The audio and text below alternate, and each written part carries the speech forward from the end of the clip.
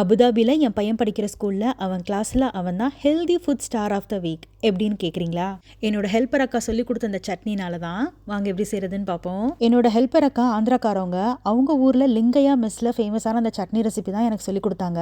புளியை கரைச்சி எடுத்து வச்சுக்கோங்க. ஒரு கடாயில் கொஞ்சமாக எண்ணெய் ஊற்றி பூண்டை சேர்த்து வதக்கிட்டு வேர்க்கடலையே தோலோடு சேர்த்து வறுத்து விட்டுட்டு மிளகாத்தூள் கரைச்சி வச்ச புளியை சேர்த்து நல்ல ஒரு கொதி வரவட்டி தேவையான அளவு உப்பு சேர்த்து இறக்கி வச்சு ஆற வச்சுட்டு ஒரு மிக்ஸி ஜாரில் சேர்த்து பேஸ்ட்டாக அரைச்சி எடுத்துக்கோங்க.